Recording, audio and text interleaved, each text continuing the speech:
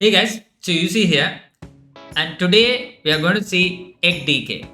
And before we do, we recently covered Herald Death Knight in our channel, and in that we were telling why Talina was not a good fit in that deck.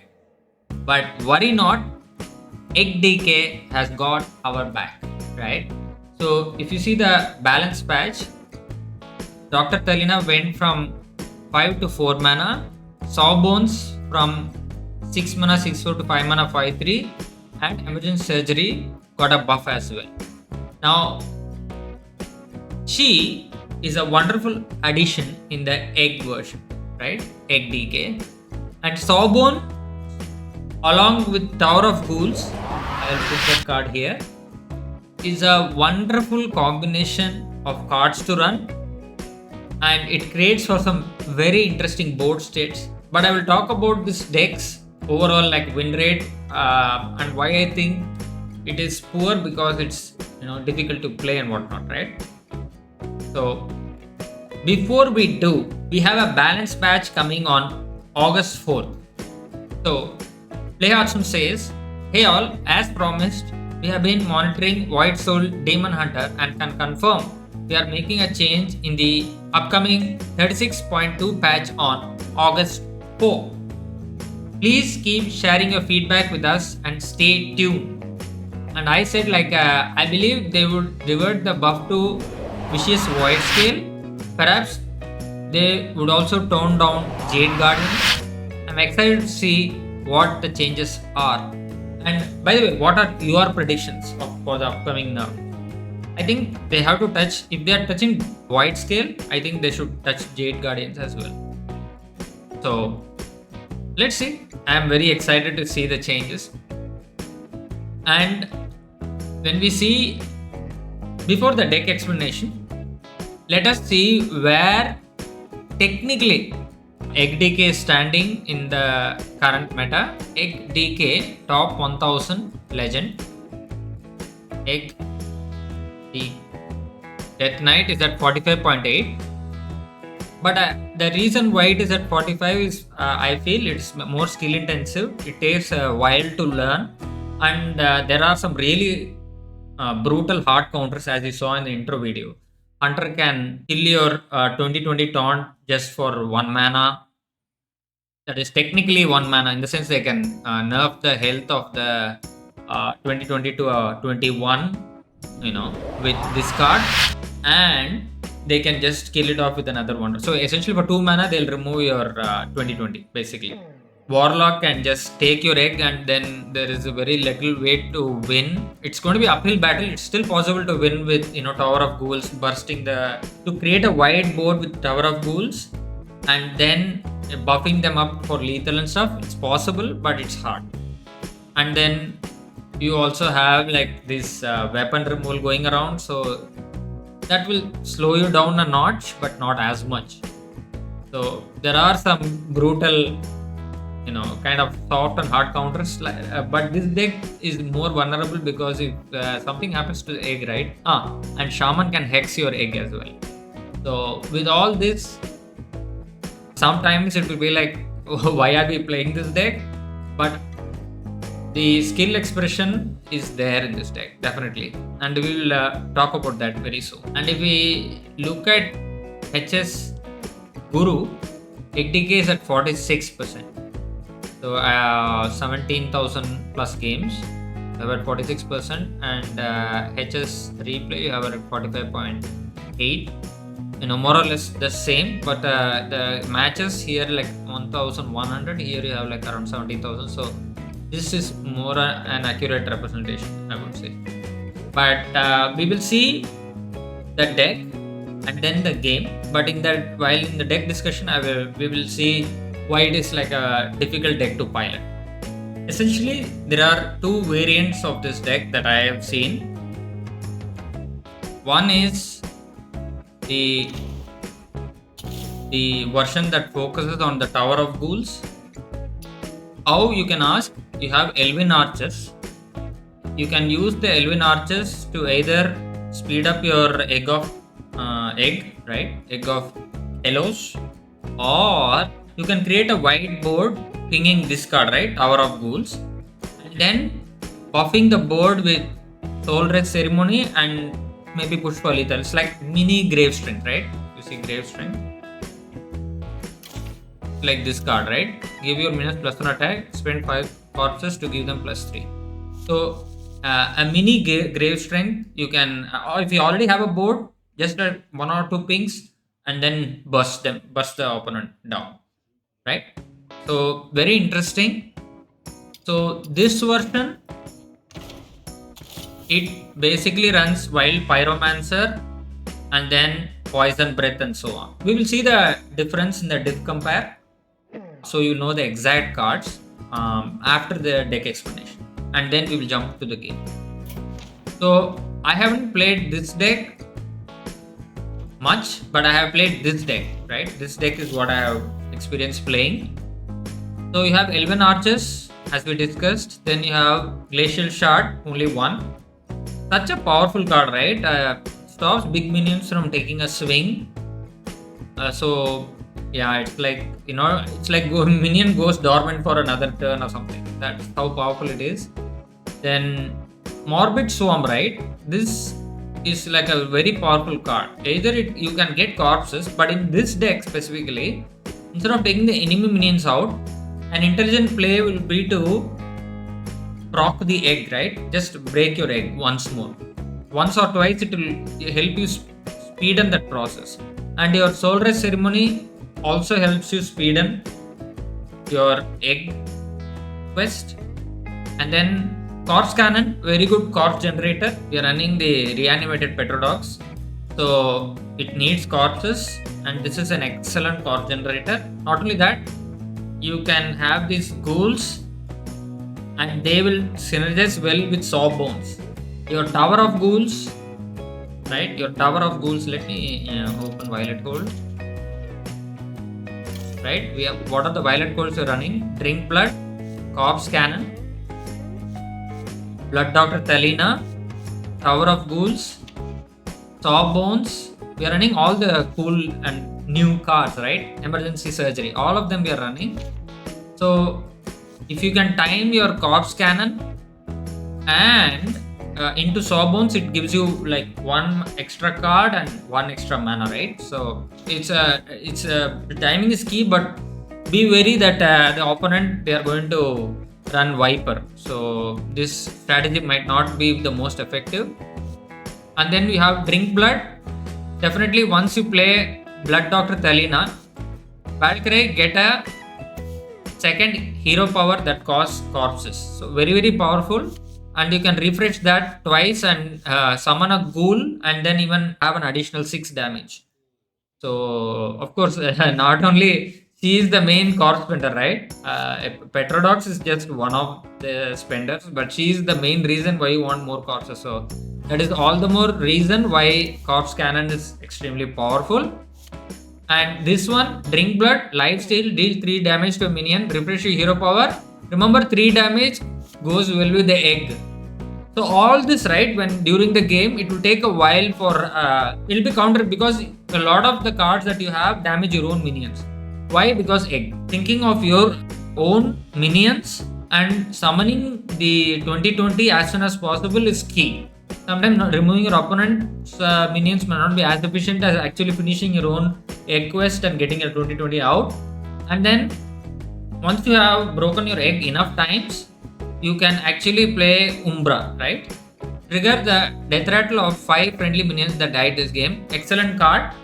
And if you have a wide board with Tower of Ghouls, like the Ghouls itself, or if you can have a white board for whatever reason and then Soul Rest Ceremony, and then like maybe go face, draw and then go for lethal or something, like again with more ghouls and whatnot. The turn where I played her was the most, I would say like it was most challenging for me because I had to prepare in the most appropriate turn possible, which is like little difficult to understand because each turn is a little dynamic and you have to prepare in the right turn So you have to plan your turns 2-3 turns ahead. So the win rate that we see in HS Replay and Guru might be a little deceiving, because I'm seeing the top 100 players are playing this deck really well. I'm seeing them pilot this very well. So this card, before the prepping phase, is a little challenging too, and after you play a ride, it's like a burst of mana, a burst of card draw and stuff. So immediately you're loaded with a lot of decisions to do, and if you don't do this a little fast, you will not have time. Basically, the reason is challenging because of the turn timer, right? You don't have much time. You'll have like, sometimes you can draw upwards of like 6-7 cards, and you'll have to sequence them correctly. Otherwise, you lose also. So there's a chance. So that's why this deck is more like, not the only the reason, but Sawbones is one of those difficult turns, at least in my opinion. Let me know your opinion if you're already having an experience with this deck. And then what else? Also, like when you play Sawbones, sometimes you will get a free 0 mana 5/4 once or twice. A Rage guy, cost 1 less for each minion that died this turn. Battle Cry, draw 2 cards. Excellent synergy with Sawbones. Again, you have this Petrodax for healing. You can actually buff again. Another egg proc you can get from the Smuggler, right? Smuggler will give +2 attack and rush to your egg. That's the basic idea. And another board clear combo is Staff of the Endbringer along with your Corpse Cannon. So you play the Endbringer and then play Corpse Cannon, clear their board, proc an egg, right? An egg tick. It is really good actually if you can do that. Just be understanding that this deck will take some time. The losses will be brutal. It will be a little like demoralizing. It was for me. Maybe you might be all resilient. So I'm sorry if it's not. It's meant for people who are like me. I felt like the initial games, 4-5 games, were brutal. Thereafter, I took off. Right? I felt like I took off. So it will take some time. As you saw in the intro, you have to overcome that to actually have a good time playing this deck. And yeah, I'm going to play a lot more of this deck because it's quite challenging to play, and I think I'll be rewarded if I get very skilled with this. Of course, we talked about Blood Doctor Thalina. Then Xavius helps you fetch a card. Maybe sometimes you might miss Thalina, so you can try to find her, or Tower of Ghouls. And this Emergency Surgery helps with healing, right? So choose an enemy minion, summon 4/3/1 undeads with lifesteal and attack it. So overall, a very skill testing deck and a fun deck, and you'll be rewarded once you get a hang of this deck, I'm sure. But with the Demon Hunter nerfs coming, maybe things might change, or this might even become even more powerful. Watch out for this deck, practice it, and let me know your thoughts. So in the div compare, you will just see the difference. This is the one that I played. This is the control variant. You can see Poison Breath, Wild Pyromancer, Dissolving Ooze, right? So you just Dissolving Ooze your 2020 into another minion, and can push 40 potentially. Or if you just popped your 2020, you can just Dissolving Ooze it into another attackable minion probably. And then runs another Emergency Surgery. Here we have Xavius, 1 Glacial Shard, 2 Elven Archers. So that's it. So let's see some stats. If we see the Mulligan impact, right? Sawbones is a must keep, I guess. And then Thalina is also a good keep. And then Egg Bearer, followed by Egg Bearer. Most impactful, Smuggler, after you have, if you're convinced you have a good game plan. I always want the Holy Egg Bearer, because without the egg, right, felt like nothing is like as cohesive as having the Egg Bearer or the egg. So, but the stats say this is the way it is. Then Drawn Impact, Sawbones, Rage, Thalina, Umbra, right?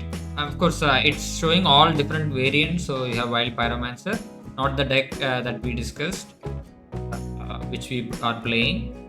And then Kept Impact, Umbra, Sawbones, Defier, Rage. Okay, now let's jump into the game. So this is again a recorded gameplay for you guys. Specifically, I practiced quite a bit and then I got this good game where I watched it once or twice. I think I played it somewhat decently, although a pro player might spot quite a bit of mistakes, perhaps, because they themselves say they make a lot of mistakes. So, but that's how we learn.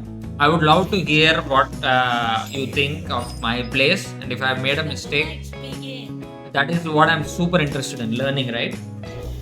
So, we are against Demon Hunter, right?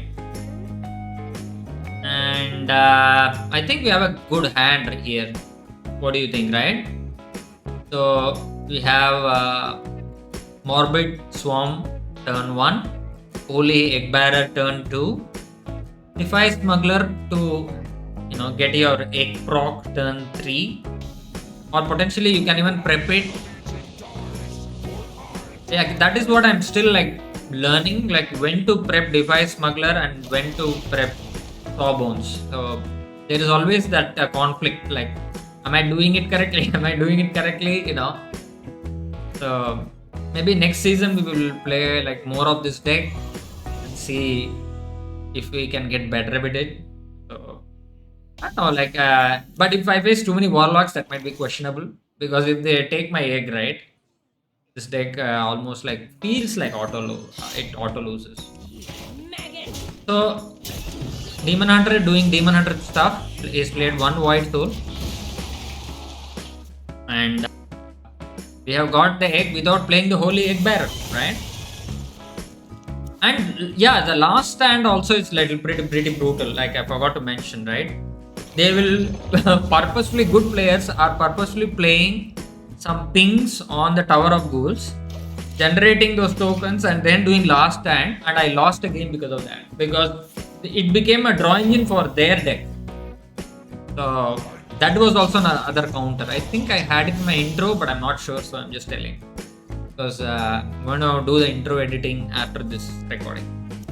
So our dear opponent has played Lord Xavius and discovered a minion with the Dark Gift. So we are going to proc the egg once, and then of course use our weapon to clear Lord Xavius. We have prepped the Sawbones. So this turn I had a spare mana. So right now I'm just going with the flow, right? Whenever possible I'm just doing Sawbones. But as we play more, we will find better ideal turns to get maximum value. Okay, the Dark Gift is none other than Void Scales, the card that is going to be nerfed with upcoming patch for sure. It has +2/+2 and elusive. A little bit difficult to kill, but not to worry. We have 3 animated Petrodox for our rescue. Yes, and we are going to probably use emergency surgery, right? The problem is this is now vulnerable to last time, right? They can clear this board, draw 3 cards, That's what Demon Hunter in a way it's a challenge. You should hope and pray they don't have it. Here they did have, because they already used the last stand early. But I would suggest if they knew this matchup, they would wait to use their last stand more efficiently, because this deck will give you a lot of ways to actually get you 1-drops. Here I made a mistake. I don't think I needed to swing the weapon beforehand itself, because in a way I'm just blocking my board, right? Because I could just Sawbones without doing that. So that was a misplay, I think. Let me know what you think. So that is a misplay, I think is sure a misplay. See, now you're getting the Rage guy for 0 mana 5/4, and we are just going on drawing. Okay, we got our Blood Doctor Talina. This is the kind of turn, the Sawbones turn, right? Woo! Talina! Let's go! And what else are we having? No, I think we just play the Egg Bearer, right? We can even prep the Sawbones again, but I think we have enough cards. We have propped the egg quite a bit of times. Just want a board potentially, if we draw into the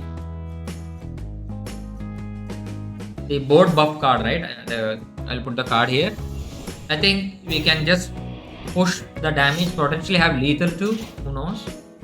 So that's why I'm just creating a whiteboard. And also, don't forget, we have 7 corpses. We have Talina's hero power. We can refresh it with drink blood. But my aim right now, right, is to proc the egg as many times as possible. Because once I proc the egg, I'm not sure what they can do, right? So my aim is to, instead of like hellbent on clearing their board, which I will be doing, but more importantly, I want to proc my egg. So the Defiance guy can help us do it, I guess. Perhaps I could have used my hero power, right? Talina's hero power on the egg with the rush, so that it can die in one scoop. Yeah, those are the things I think I still need to improve. I think a lot of improve. The misplays that I can see myself are these ones. But this turn, otherwise this was clean, right? I'm proccing the egg. Like we have a 2020 turn 7, right? So yeah, and then we can even Talina's hero power on the 2020, right? Because he has to take it. He's a 13 health.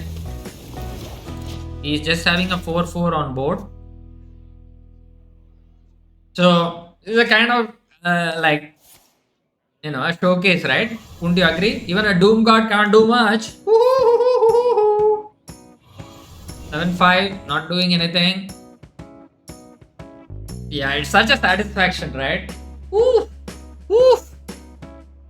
2020, and they are a check. We have given them a checkmate, I guess, right? So it's a wonderful feeling. I really like the Sawbones turn, right? You maybe attack phase, clear your board, draw a bunch of cards, refresh your mana, then immediately start thinking about the following plays. Like, yeah. That, ladies and gentlemen, was a satisfying game. Don't you agree? So let me know what you think about this. So if you enjoyed the video, please like, share and subscribe. Thank you so much for watching and have a wonderful day. Bye bye. And if you want to see more games, you have the playlist here, I guess, and you have the YouTube recommended video here. See you in the next video.